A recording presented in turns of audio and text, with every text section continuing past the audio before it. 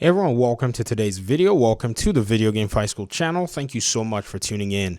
So today we're looking at Spider-Man on the video game scene. And this is something that I believe strongly that everyone who appreciates or is a fan of the superhero game genre needs to pay a lot of attention to what Insomniac has been able to achieve and what they are actually gunning for. You see, they not only rested on the laurels of producing the Spider-Man game in 2018 for the PlayStation, one of the most remarkable games, I must say. I think they decided to take it a step further and show pretty much what it is that they're made of.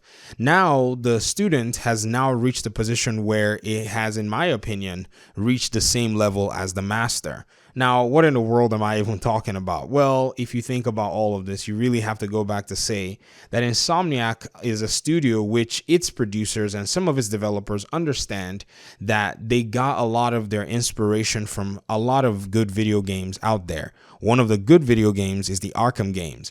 Now, I'm a Batman fan. If you ask me which game is better, be it Arkham Knight or a Spider-Man game, I will always tell you every time, every day that Arkham games are pretty much better than Spider-Man games. I mean, there's no other answer I want to give you because my bias would set in, but I can also bring out points that I feel like will be strong enough to argue that statement if you put them side by side. Now, this is not necessarily the point of this video. In fact, if anything, I will be in the position to tell you that right now, the best superhero game of this current gen, I think it's 9th gen, that's the PS5, generation, is a Spider-Man game. And that's Spider-Man Remastered and even Miles Morales. If you had to talk about it, you would have to be, struggling between both of them. Because in this, generation of consoles or whatever it is, other superhero games have come out, but they don't necessarily meet the quality of the Spider-Man game so far. So regardless of if you're an Avengers fan, you can say objectively that Marvel's Spider-Man is a better game. And even if you're a Guardians of the Galaxy fan, you can also say objectively that the Spider-Man game is a better game. Now, I know this may actually rub maybe the Guardians of the Galaxy community in a weird sense, but that's something that the game pretty much achieved for itself in telling the Spider-Man story and providing the gameplay experience like it hadn't been seen before. The Guardians of the Galaxy game, in my opinion, did not necessarily move across the gaming community and even the entire superhero community with as much tremors as Spider-Man did. Spider-Man was the game that made PC players go and revert to buying a console. That is something that causes glitches in the Matrix. It's not something that you're supposed to see happen, but it did happen because of this game.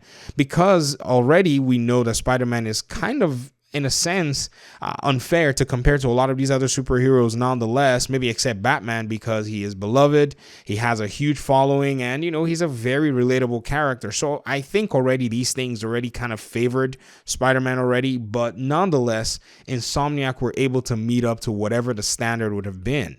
Now, if you even go back and take it a step further, take a wider view, you'll see that even in the past, a lot of the other Spider-Man games have not been up to par. If anything, they have been quite subpar. I mean, the graphics, the gameplay, the swinging, a lot of the gameplay mechanics were not necessarily at the top of their game. Shocking enough, by that time, Rocksteady was already dropping some solid gameplay mechanics with the Batman games. This is what gave the Batman Arkham games a lot of prominence, and that's why for the longest time, Spider-Man in terms of video games stayed in the shadows.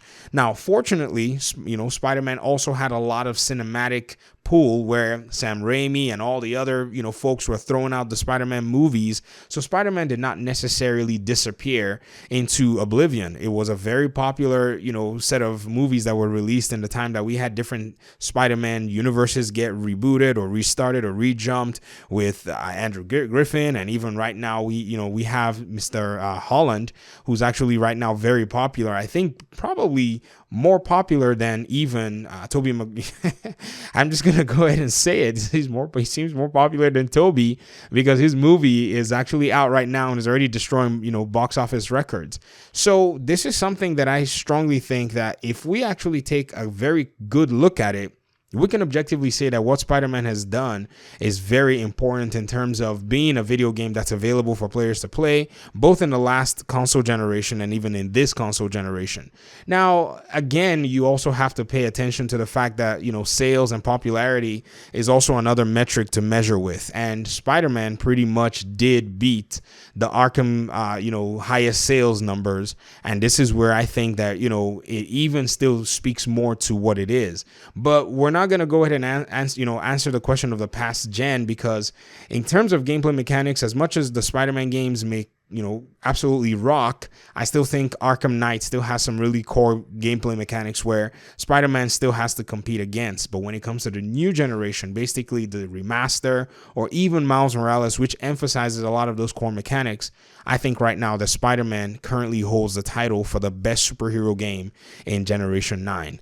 Soon, that might change with Rocksteady bringing out the Suicide Squad game, Kill the Justice League, and you have also Warner Brothers Games Montreal working on Gotham Knights, and then you even have Marvel's Midnight Suns, which could be, a game that is appreciated, even though it's a whole different gameplay genre in terms of turn play and all of this other interesting, aspects of it. Or even the Wolverine game that, Insomniac is working on might top that chart, but that Wolverine game would have to go through the Spider-Man 2 game, which seems to be featuring both Spider-Man characters and is actually seeming like it's going to be the bomb. So anyone else that's making a superhero game, you better watch out, and you have to pay attention to what Insomniac is doing, because they're really, really going to shake everything.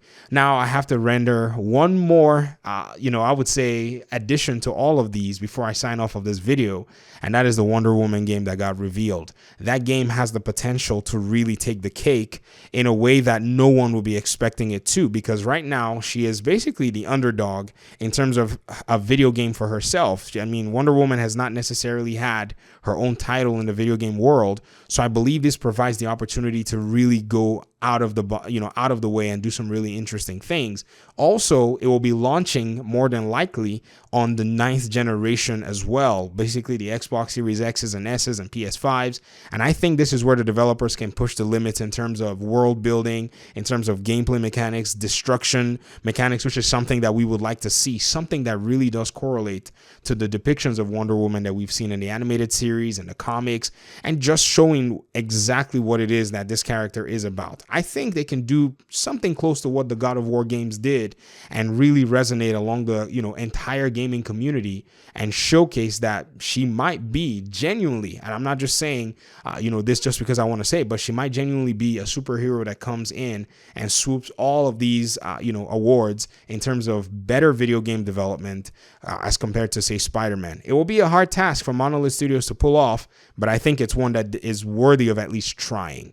All right, that's it for me. Thanks so much for watching the video. I appreciate you guys' time and audience. If you enjoyed the content, leave a comment. If there's something on your mind, I also want to hear from you. I enjoy answering comments and reading comments on this channel. So that's it for me. Talk to you all soon. Peace out.